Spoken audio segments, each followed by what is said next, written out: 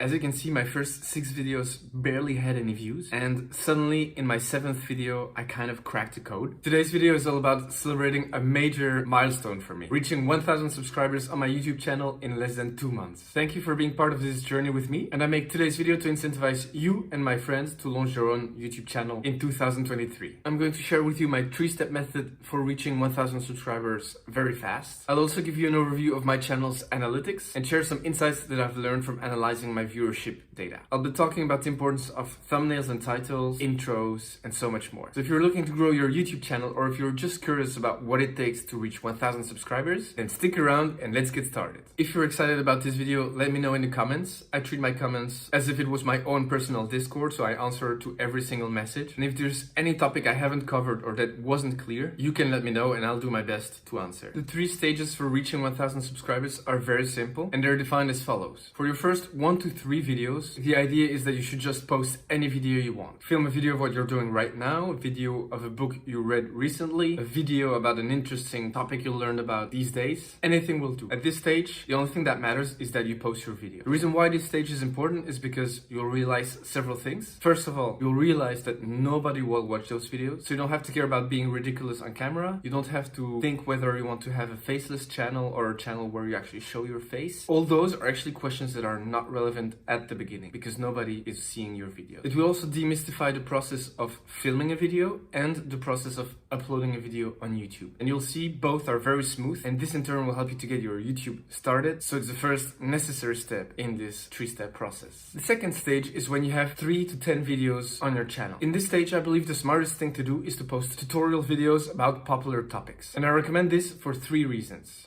First, it will be very fast to get subscribers, because if someone is interested in one of your tutorials, they're likely to want to follow your other tutorials. Secondly, they generate a lot of views, which is important for monetization, because as you know, for reaching monetization, you need 1000 subscribers and 4000 hours of view time. And the view time is probably going to be the hardest thing to reach. So with tutorials, you're sure that people have a good reason to stick around. And then the third reason is that tutorials can generate you a long-term passive income. So the tutorials you create now, they will keep getting views over the long run. And therefore, those first 10 videos are not lost, but they keep generating you money on a monthly basis. So as you noticed, up to here, we didn't really pick a niche. If you go for the tutorial route, of course, you have to choose a type of software or kind of a niche, but this doesn't need to be yet your final niche that you actually want to reach in the long term. The idea here is just to gain subscribers, generate views, and why not make some passive incomes while doing that. Then the third stage is at 10 to 30 videos on your YouTube channel. And what you want to do here is to keep doing tutorials, but you're going to select topics with a high view potential. What I mean here is you want similar tutorials to have at least 1 million views, or you want to be doing tutorials in a niche that has really high CPMs. What I mean by that is you want to make tutorials about companies that invest a lot in YouTube ads. Because you know that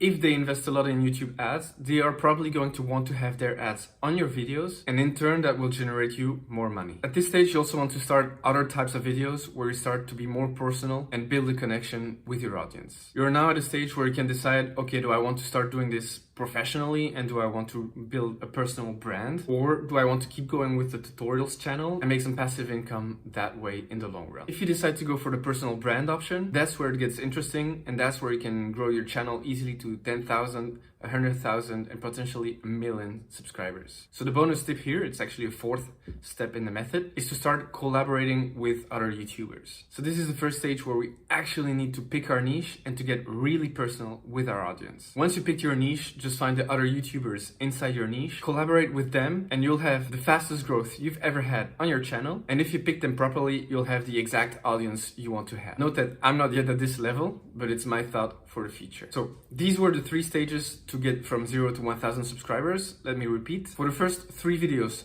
just post them, no matter the topic, no matter the niche. Videos 3 to 10, just post tutorials, get subscribers fast and get views. Videos 10 to 30, start making tutorials with a high view potential, at least 1 million views. Okay, let's now talk about the biggest factor for success for a small YouTube channel, in my opinion, and the factor that has made me grow so fast, which is thumbnails and title. When I say this, I don't mean it as separate entities, but I always see my thumbnails and my titles as one. So the first thing I did, and that really helped me out, is to create the thumbnails and the titles titles before making the video. The whole idea here is to follow the viewer's journey, right? The first thing they see is my thumbnail and my title, and based on that, they decide to click and they have certain expectations for the video. So if I define my thumbnails and my title up front, I know for sure that it's going to be appealing enough for people to click, and I know exactly what type of content I need to create to follow through on my promise that I make in the thumbnail and the title. So something very important here to note is that a thumbnail and title don't have as purpose to describe exactly what's happening in your video, but the purpose is to trigger curiosity, to trigger clicks. So don't just summarize your video inside your titles, but try to make it somehow attractive. And if you need help or if you don't understand what I'm saying, just head to ChatGPT and ask it to suggest 10 titles and thumbnails based on the topic of your video, and you'll start to see what it could look like, and then over time your eye will get trained and it will be much easier for you to come up with the titles and thumbnails by yourself. The second thing that is very important, and I see people make the mistake, and I believe it's what differentiated me, is that the text on the thumbnail should not be the same as in the title. It should be complementary. One should make you curious and the other one should make you even more curious about it. And if you figured out two pieces of text you'd like to expose, but you don't know which one to put on the thumbnail and which one to put in the title, I always recommend putting in the title the sentence that talks about the widest audience. So if, for example, you're talking about software, if you're talking about creating a YouTube channel, if you're talking about shorts, those are the keywords you want to have in your title. And then if you explain the potential results, like create your shorts in 10 minutes, like how fast people can do it, how many they can make, the mistakes they shouldn't make, those are the keywords you want to add in a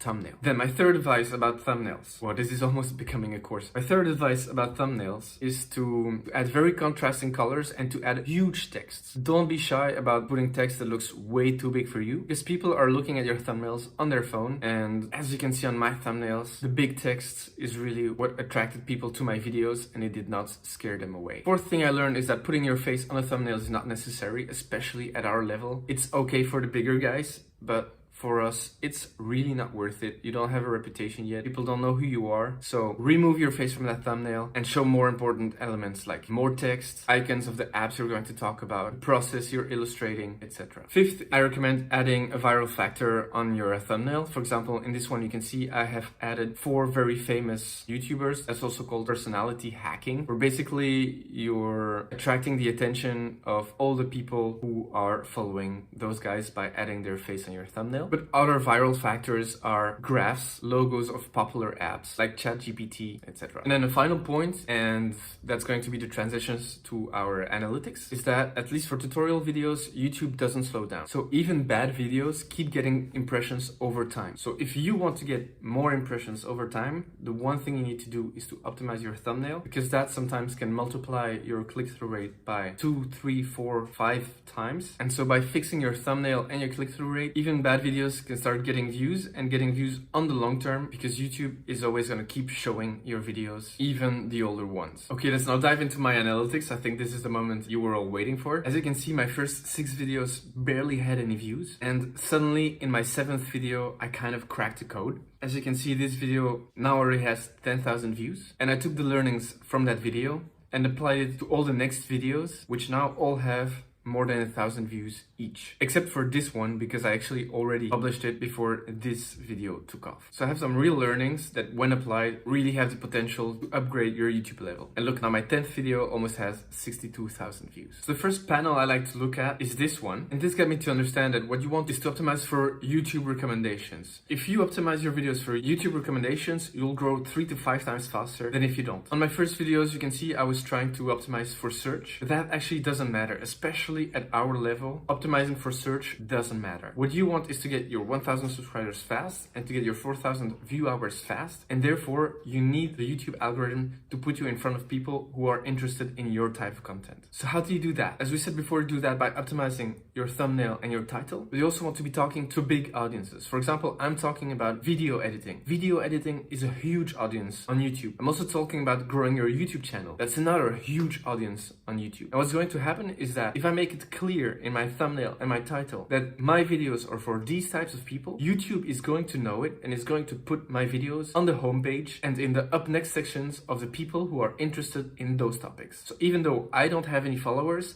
I don't have any subscribers, YouTube knows who is interested in my content already just based on their previous behavior on the platform. And so imagine the difference between having to wait for 50,000 people to search how to create short videos like Alex Hormozy versus having YouTube promoting you and put it to people who are interested in creating shorts, editing videos, and Alex Hormozy. This option goes much faster. As I said, up to 3 to 5 times faster. Of course, in the future, you can optimize for SEO because once your videos start to slow down, you want to optimize the SEO part for keep getting views, but that's for later on. That's when you're way past 1,000 subscribers. Then the second important metrics I look at to grow my channel fast is the click-through rate. This really tells me how optimized my thumbnail and title are. And here the sweet spot I found is a click-through rate of 6%. If your click-through rate is above 6%, you'll reach more than 1,000 views very fast. If it's under that, you're not 100% sure you'll reach the 1,000 views on each video. Then the third metric I like to look at is the engagement curve, because that's going to tell YouTube how long people are going to watch your video, and it's telling me which part of my videos should be optimized. So I usually like to have at least 60% of my audience still watching after the first 30 seconds. And on my channel, my average watch time is about 2 minutes per video. I believe this is my next area of improvement because I would like 80% of the people to still be watching after 30 seconds, and I would like my watch time to increase. And I believe this can be done by improving my intros. I already optimized them a lot by making them much more dynamic, changing the scene every 2 seconds maximum, but I haven't really cracked the nut yet. So if you find ways to improve my intros, please let me know in the comments. And then the final element I like to look at in my analytics is the content that my audience watches. So over time, YouTube is going to get to know you better and it's going to recommend other videos that are relevant for your audience and that make a lot of views. So this gives you good inspiration for your future videos. Okay, now let's finish with some final thoughts that I had while getting from 0 to 1,000 subscribers. First of all, I realized that my intros are not good enough. It's going to be what I'll be trying to improve in the coming videos. Therefore, my method is for each video I publish, trying to figure out